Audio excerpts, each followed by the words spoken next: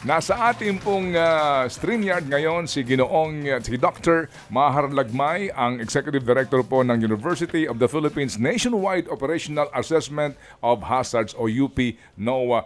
Doc Mahar, good morning po and thank you for your time, sir.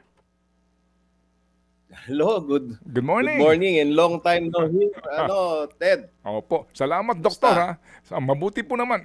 Ito nga po, kaya kami istorbo sa inyo kasi si Chacha po muna may katanungan para sa inyo, Doktor. Yes po. Good morning, Dr. Mahar Lagmay. Maraming salamat for being on the show. Doc, kahapon po no, sa inyong Twitter post, meron kayong assignment sa lahat ng mga nasa bahay lang. Ang sinasabi nyo nga po, i-collate nyo ito para magamit dito sa disaster risk reduction efforts na ginagawa po ninyo para po sa ating bansa. Base po dun sa mga videos na naipadala na po sa inyo, in comparison sa mga nagdaang taon, kamusta po yung bilis nung paghupa ng baha dito po sa Metro Manila? Yung in comparison doon sa alin? Kung ikukumpara po natin doon sa mga dati nyo ng pag-aaral, yung bilis ng pagtaas ng baha, okay. Kamusta po? Sige. Okay. Bali ganito, no? Meron naman tayong mga records noong taas ng baha sa Marikina River, no? Umabot sa 20.74 meters yung baha sa Marikina River as measured sa Santo Niño Station. Mas mababa pa rin ito sa Ulysses na umabot ng 21.9 meters at mas mababa din ito doon sa level ng Undoy sa noong panahon na yon, no, as measured from Marikina River. So ibig sabihin nito, doon sa lugar na yon kung saan bumuhos yung ulan kahapon, mas mahina ito kaysa noong nangyari noong noong Undoy o Ulysses, base lang doon sa sukat na yon. Pero alam naman natin na ang pagbumuhos ng ulan sa laki ng Metro Manila hindi pantay-pantay. So ang karamihan ng buhos kahapon sa tingin ko ay nangyari dito sa Quezon City, sa Mandaluyong, sa Manila. Mas konti ang umabot dun sa kabundukan ng Marikina, kaya mas mababa siguro. Bagamat marami din, no? Kaya naman doon sa Quezon City, nakikita ko sa social media kahapon, ang daming humihingi ng rescue, no? Kahit nga dito sa may Project 6 lang sa Basra, maraming mga na-trap at daming humihingi ng rescue. At kausap ko din yung OCD Undersecretary, talagang na-overwhelmed naman din talaga daw yung mga LGU sa dami ng mga humihingi ng rescue. Bunsod ng yan, dahil mataas yung baha do sa iba't ibang lugar ng Metro Manila. Dito po sa observation ninyo na sinasabi ninyo na mas mataas yung baha noong Ulysses, mas mababa yung sa Carina, pero tama po ba mas marami ang humihingi ng rescue? So does this mean na yung ginagawang efforts ng ating gobyerno doon sa flood control hindi effective? Hindi ako makaka-comment dyan. No? Ang pwede ko lang sabihin, ito, iba't ibang klase din ang lakas ng ulan. No? Merong mga ulan na madalas mangyari pero mahina, kaya maliit lang yung baha. Meron naman mga ulan na napakalakas pero bihira mangyari. Yung ating mga infrastructure, yung mga dike, yung mga ganyan, meron lang yung limitasyon kasi kapag nilakihan mo masyado yung dike, masyadong mahal. Kaya yung kaya lang na mga itayo na dike ay para dun sa mga moderate lang na baha, hindi yung mga baha na pagkalaki-laki na bihira mangyari.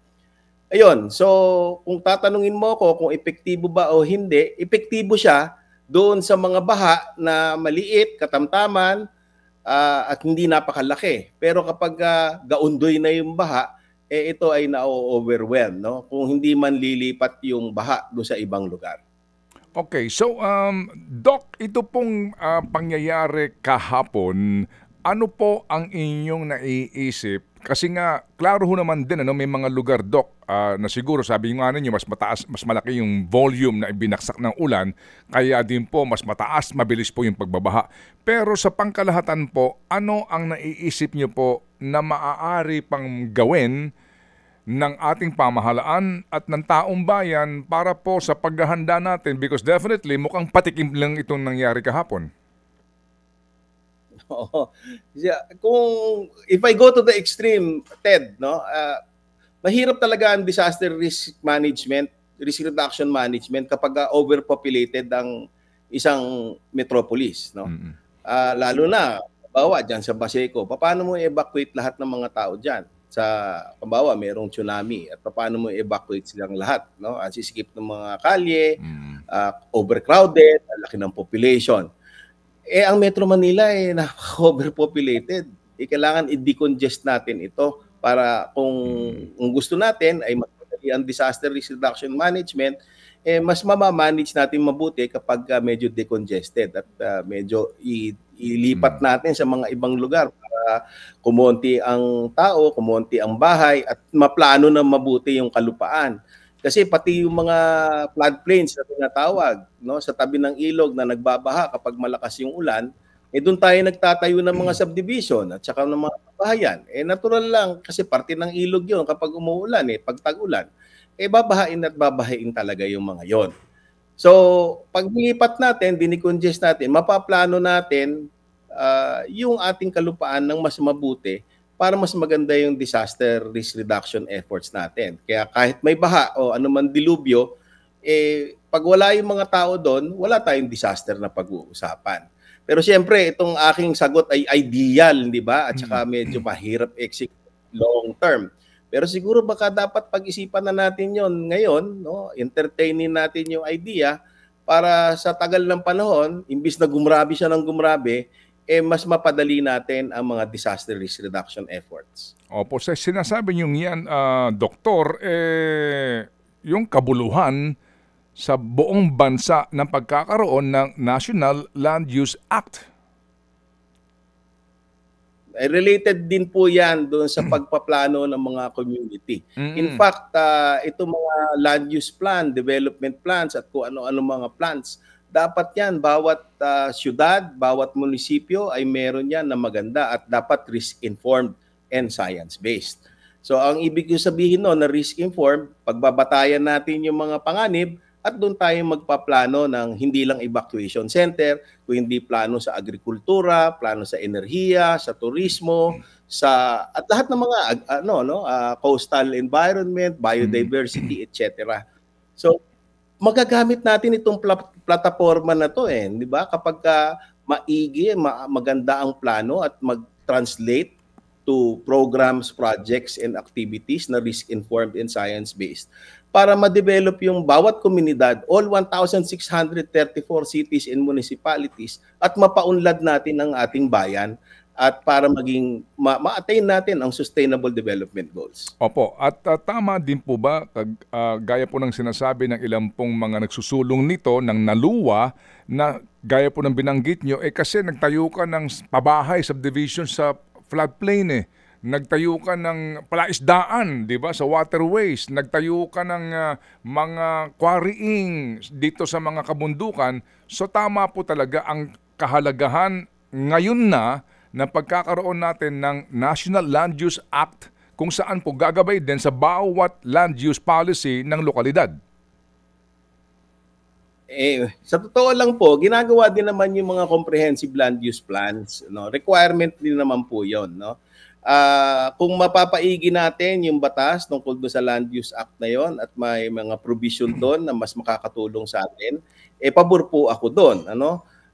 Pero yun po yung malawakan at saka medyo long term na gusto sana natin mangyari kung ang usapin ay climate change adaptation at saka disaster risk reduction. Kailangan risk-informed ang ating mga plano para yung evacuation center natin, pati yung plano natin sa agrikultura, sa enerhiya, turismo, sa lahat ng bagay.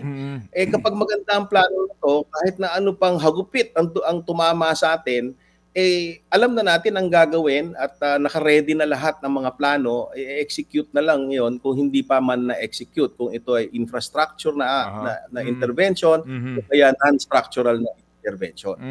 Opo. Sige, so Professor, sa ngayon po ba doon sa inyong project NOAA, di ho ba't meron na kayong mapa dyan? Identified na po, may mga kulay na yan, ano ho? Orange, may green, orange, yellow. at saka yellow, tsaka red. Dumami ho ba ang mga orange or red? Bali, yung ating mga ginawang mga mapa ay mga scenarios noon base do sa mga nakaraang record ng rainfall na galing sa Pag-asa, no? Kung tatanungin niyo ko, kasi yung pagbalik nung sinasabi kong malalaking baha, once every 100 years, yung hindi malimit na bumalik, no? Pag nangyayari 'yon, malamang sa hindi makukuha nung mapa 'yon. Pero meron tayong problema ngayon, yung sinasabi ng mga climate scientists na climate change, no? Tungkol sa climate change. Bali, ang ibig sabihin noon, sinasabi nila na dahil sa climate change, yung ating mga bagyo ay iigting pa. Yung ating mga baha ay gagrabe pa, dadami ang landslide, no? So dahil doon, yung mga senaryo na yon ay kailangan ma-capture natin sa mapa. Hindi pa po namin kasi nagagawa yung mga mapa na yon nationwide. Mga mangilan-ngilan lang na LGU ang nagawa namin, yung mga scenarios na mas malaki doon sa nakita natin o na-experience natin ay hindi pa rin po namin nagagawa. Although, yung mga malalaking baha na historical record ay nagawa na. So sana magawa natin yun para makita natin kung yung tanong ninyo na nagbago ba ay maisalarawan natin, magamit natin sa plano para preparado tayo for future disaster events na mas malaki sa naranasan natin. Matanong lang po namin kayo, Professor, Doktor, yun ho bang inyong grupo may pinagkukuhanan ng pondo? Kasi kailangan po dito ng pondo para po sa inyong ginagawang research at actual nga na pagtungo sa mga lugar po na dapat natin ma-identify ang kanilang classification. Nakakakuha naman po kami ng pondo. In fact, may building po kami pinatayo galing sa Kongreso, 400 million. Pero syempre, iba ng katulad nung dati na parte kami ng national government, ng executive. No? Mas malaki po ang pondo namin, yung bilyon noon eh. Ngayon syempre nahihirapan din kaming kumuha kasi hindi na ganun yung aming institusyon. Kami po ay nasa university. Yung aming budget ay agawan din kami sa mga ibang state universities na magagaling, no? So, kung ano man yung budget na available, we share it with the other state universities and colleges, or at least through co-creation of knowledge and sharing of resources. Parang ino-offset na lang namin yung mas maliit na budget doon sa abilidad na lang, no? Abilidad. Kasi nandyan naman ang mga SUCs, pwede makatulong, pwede magtulungan ng mga SUCs, nakakalat buong Pilipinas. So marami pa rin kami nagagawa. Kaya lang, sana mas maganda kung mas deliberate yung pagpondo nito para systematic yung siyensya sa paggamit natin laban or kontra dilubyo. Okay, sige po. Sir, may tanong po dito. Yun ho bang nangyayari ngayong mga mass reclamation? As we know, ang dami ho nito na proyekto sa Manila Bay na reklamasyon ay nakakaapekto na ngayon sa usapin po ng pagbabaha sa Metro Manila. Yan ang mahirap kong sagutin, kasi kailangan kong i-simulate para makita ko kung ano yung magiging eksaktong epekto sa pagbaha sa Metro Manila, no? So hindi ko pa nagagawa 'yon. Hopefully magawa natin at the soonest possible time. Meron akong sinubukan doon sa may North Metro Manila, pero hindi din eksaktong plano yung nakuha ko eh. Although meron akong idea na kung nakakaapekto ito o hindi, no? Pero mas maganda kung eksaktong plano yung makuha ko para ma-simulate, magamit yung mga computer at saka yung mga formula para makita kung ano yung maisalarawan kung gaano kalaki yung epekto ng reclamation sa pagbaha. Okay. Pero Professor, hindi ba ngayon may tuturing na inconvenient truth, no? Masakit na katotohanan na ang level ng lupa sa Maynila,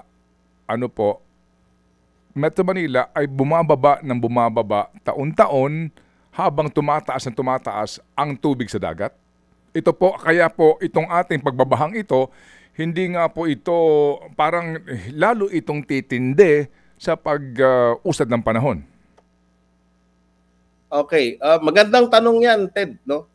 Pero ang sagot diyan ay hindi naman lahat ng buong Metro Manila ay lumulubog, no? no? Meron lang mga parte ng Metro Manila na lumulubog na sa tingin namin ay dahil sa heavy extraction ng groundwater. At nangyayari yung paglubog malapit dun sa mga coastal areas north of Metro Manila, kasama ang Bulacan, katulad dun sa Marilao, no? Yung Camanaba region, Caloocan, Malabon, Navotas, Valenzuela, doon sa mga lugar na yon, in some areas, as much as 10.6 centimeters per year.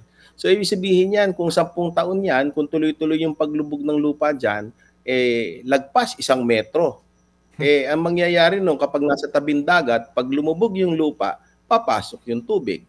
At kapag dinagdagan mo pa yung pagtaas ng tubig dahil sa pagtunaw ng yelo at nagkakaroon ng sea level rise, tataas yung tubig sa lumulubog na lupa sa coastal area, lalo magbabaha dun sa lugar na yon. Sa karamihan niya nandun sa north of Metro Manila sa may coastal areas, no?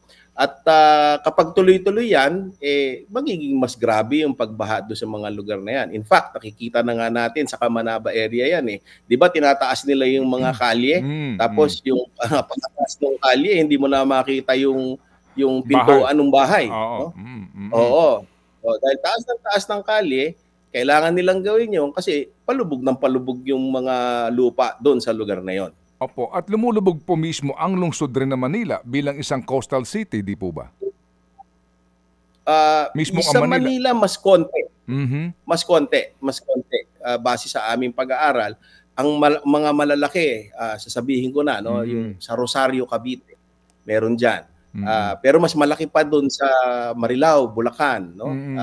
Dyan sa mga Camanaba area, nandyan yung pinakamalalaki na paglubog ng lupa. Nasa tingin namin ay dahil sa paghugot ng tubig. So, ang isang suggestion dyan ay i-monitor ng mabuti yung paghugot ng tubig at ang isa pa ay siguro palitan yung supply ng tubig mula groundwater to gawing surface water. Opo. Sige po, sa panghuli po na lamang, yung pong sa reclamation projects, no, napakalawak nito, magmula sa Cavite hanggang dyan sa US Embassy, ngayon nga po hanggang Bulacan, yung airport dyan. Ang sinasabi po ninyo, kasi nga masyado tayong overpopulated, congested na tayo dito. Kung maaari nga maglipat tayo ng ating mga mamamayan palabas ng Metro Manila. And the fact daw po na magtatayo ka ng napakaraming buildings, no, struktura at mga pupuntahan ng publiko na reclamation area ay salungat doon sa inyong ipinapanukala. Do you agree sa ganun pong usapin na itong mga reclamation projects na ito will attract more people sa Metro Manila? Ganun na nga po yun, no? Siyempre, if there are projects that attract more people, na buildings, saka trabaho, so syempre lalo magdi-decongest, ano? Kaya ang magandang suggestion siguro yung ginawa ng Indonesia, nilipat yung kanilang capital, no? At pag nagtayo ka ng mga magagandang infrastruktura sa ibang lugar, doon mag-gravitate, doon pupunta yung mga tao. So pwedeng mag-decongest. Ang problema, lahat gusto dito sa Manila, sa Metro Manila. Pero mas mahihirapan nga tayo. Siguro may mga ibang mag-aari na maganda yon kasi lumalaki ang Metro Manila at umuunlad. Pero in terms of disaster risk reduction efforts, mas mahihirapan talaga tayo. At gagrabe pa to, di ba? Sinasabi nga, gagrabe yung ating problema sa baha, gagrabe yung problema natin sa mga landslides, tsaka storm surge dahil sa climate change. Dapat pinag-iisipan na natin to long term. Ngayon pa lang, ay umaaksyon na tayo, nagpaplano na tayo at siguro para ma-address natin to kasi siguro 10 years, 20 years from now, mas iba na yung problema natin. So ngayon pa lang, gumagawa na tayo ng mga inisyatibo. Ngayon pa lang gumagawa na tayo. Ginagawa na ba mismo? Gaano kabilis ang aksyon ng gobyerno sa inyo pong pagtansya, pagtingin? Ayun, nag-i-expand po na nag-i-expand Although nakikita ko naman marami mga cities din na umuunlad na rin, ano, ang gaganda. In fact, Cebu, Davao, Cagayan de Oro, Iloilo, napakaganda. Tingnan nyo, dahil marami silang lupa doon, mas madali nilang i-manage. At saka magaling yung governance doon, ano? Pati yung mga ilog, marami silang mga non-structural projects Tingnan niyo yung ilog nila, malinis, maganda, may mga bakawan, may mga kung ano-ano, alive, at saka parang healthy para sa mga residents nung syudad na yon. Ganun, pagka meron kang mas maganda yung plano mo, mas maganda yung governance mo, mas maganda din ang disaster risk reduction efforts mo, no? Yun, pagka pasikip tayo ng pasikip, lalo tayo mahihirapan. Yun pong ginagawa, nabanggit nyo ang perfect example ng maganda ang risk reduction na ginagawa is Iloilo. And we can adopt that here, dito po sa Metro Manila, yung ginagawa nila doon. Ayun po, hindi lang naman Iloilo yon. Marami pa rin naman pong ibang mga lugar na magaling din, ano? Kahit yung mga maliliit lang na munisipyo, meron silang, pag magaling yung mayor, maganda yung mga plano eh. So, nai-execute ng tama yung mga plano para yung mga proyekto nila ay maganda at risk-informed. Dito sa atin, kailangan talagang mag-brainstorm na tayo at isipin na natin yung mga long-term problems kasi mukhang gumagrabe ng gumagrabe. Harapin na natin yon, tanggapin na natin yon at magplano na tayo ngayon. Okay, sige Doon po sa mga natanggap nyong videos kahapon, sir, ano po yung pinakagrabe na area na ang tindi po talaga ng pagbaha dahil dito sa Bagyong Carina? Well, unang-una, siyempre Marikina matindi talaga, no? Kasi yung kung sinabi kong 20.7 meters sa Santo Niño Station as measured there sa along Marikina River, matindi 'yon kasi halos Ulysses 'yun eh. Kita mo maraming lubog na bahay do sa mga floodplains.